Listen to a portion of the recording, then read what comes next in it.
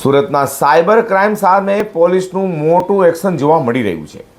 નાયબ મુખ્યમંત્રી હર્ષ સંઘવીની high level બેઠક બાદ શહેર પોલીસ એક્શન મોડમાં આવી ગઈ હોય તેમ સાયબર ક્રાઇમ પોલીસ સાથે સ્થાનિક પોલીસે ઓપરેશન મ્યુલ એકાઉન્ટ 2.0 અંતર્ગત એક સાથે 40 ઓનલાઈન ઠગાઈના કેસ નોંધાતા શહેરભરમાં ખળભળાટ મચી જવા પામ્યો। સુરત શહેરમાં વધતા જતા સાયબર ગુનાઓને લઈને પોલીસ દ્વારા તાબડતોબ કાર્યવાહી હાથ ધરવામાં આવી રહી છે।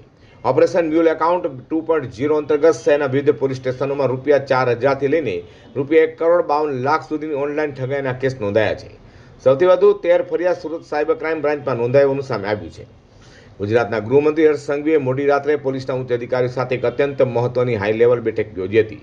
આ બેઠકમાં ખાસ કરીને ઓનલાઈન છેતરપિંડી અટકાવવા અને ગુનેગારો દ્વારા વપરાતા ડમી બેંક ખાતાઓ બંધ કરવા માટે ઓપરેશન મ્યુલ એકાઉન્ટ 02 અંતર્ગત કડક વ્યૂહરચના ઘડાઈ હતી। ગૃહમંત્રીની લીલી ઝંડી મળતાની સાથે સુરત પોલીસ એક્શન મોડમાં આવી ગઈ હતી। પરિણામે ગણતરીના કલાકોમાં જ વિવિધ વિસ્તારોમાં ઓનલાઈન છેતરપિંડીની 40 ફરિયાદ નોંધાઈ છે। સાયબર માફિયાઓ સામેના આક્રમક ઓપરેશનની અસર એ થઈ કે શહેરના લગભગ 80% પોલીસ સ્ટેશનમાં એક સાથે ઓનલાઈન છેતરપિંડીની ફરિયાદો દાખલ કરાઈ છે। એક સાથે 40 જેટલી અલગ અલગ ફરિયાદો સત્તાવાર રીતે ચોપડે નોંધાઈ ચૂકી છે। આખા ઓપરેશનમાં ચોંકાવનાર વિગતો સામે આવી છે, જેમાં ઠગબાજોએ માત્ર મોટા માથાઓને જ નહીં પરંતુ સામાન્ય નાગરિકોને પણ નિશાન બનાવ્યા છે।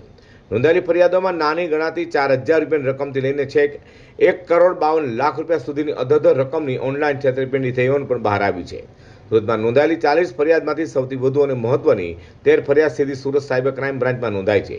સાયબર સેલમાં શહેરની સૌથી મોટી ₹1,52,00,000ની છેતરપિંડીનો કેસ પણ દાખલ થયો છે। સાયબર સેલ ઉપરાંત શહેરના તમામ પ્રમુખ વિસ્તારોના પોલીસ સ્ટેશનો ઓપરેશનમાં જોડાયા છે, જેમાં ઈચ્છાપોર, ડુમ્મસ, સચિન, ભેસ્તાન, ડિંડોલી, ઉત્તરાણ, અમરોલી, જહાંગીરપુરા, અડાજણ, રાંદેર, અલથાણ, પાંડેસરા, વેસુ, ઉમરા, અઠવા, ચોકબજાર, લાલગેટ, સારોલી, લિંબાયત, અશ્વનીકુમાર, પૂણા, વરાછા, કાપોદ્રા અને સરથાણા પોલીસ મથકમાં પણ ગુનાઓ રજીસ્ટર થયા છે। આ વ્યાપક કાર્યવાહીથી સાયબર ગુનેગારોમાં ફફડાટ વ્યાપી ગયો છે।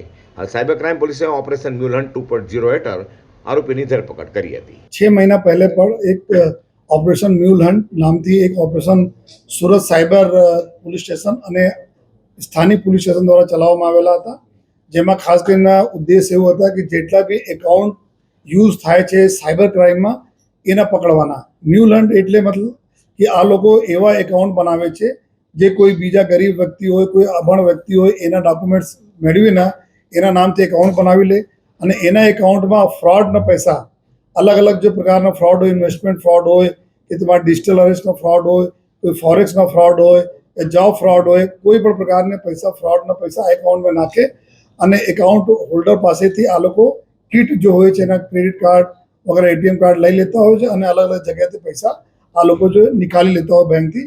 તો આ પ્રકારના મ્યુલ એકાઉન્ટ શોધવાની કામગીરી થઈ હતી। જો એના જ અનુસંધાને સુરત શહેર પોલીસ દ્વારા છેલ્લા 1 માસથી જો એના પર ફરીથી further mule hunt operation mule hunt 2.0ના નામથી અમે લોકો કાર્યવાહી કરતા હતા। જો જેમાં ખાસ કરીને અમારા જો ઇન્વેસ્ટિગેશનમાં આ રીતે આવ્યા છે, ઘણા બધા આમાં એવા વ્યક્તિઓ હોય છે કે જેના એકાઉન્ટ હોય લેકિન એને ખબર જ નથી હોતા।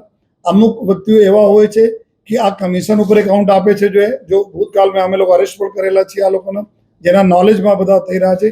અમુક એવા હોય છે કે આ લોકો જો એકાઉન્ટ લઈ લે છે લેકિન બીજાને આપે છે, કોઈ લોન અપાઈ દઈશ તમે, તમારા સરકારી લોન મળશે એના હિસાબથી આ લોકો આપી દેતા હોય અને એમાં આ લોકો ફ્રોડ કરતા હોય। તો ઇન્વોલ્વમેન્ટ ખરેખર એકાઉન્ટ હોલ્ડરના છે કે નહીં એના બારેમાં બહુ જરૂરી હોય છે, જેથી જો ખરેખર જો ગુનેગાર છે એને સજા મળે। સુરતમાં સાયબર ક્રાઇમની આરોપીઓ ઝડપાયા બાદ FIR નોંધાતી હોવાના આક્ષેપ વચ્ચે સાયબર સેલની કામગીરી સામે પણ અનેક સવાલો ઊભા થયા છે। માત્ર નાના આરોપીઓ ઝડપાઈ રહ્યા છે, જ્યારે મોટા માથા હજુ પણ વોન્ટેડ લિસ્ટમાં હોવાની ચર્ચા ચાલી રહી છે। સમગ્ર મામલે પોલીસ દ્વારા આંતરરાજ્ય અને આંતરરાષ્ટ્રીય ગેંગ સુધી પહોંચવા માટે સ્પેશિયલ ટીમ બનાવી તપાસ તેજ કરાઈ રહી છે।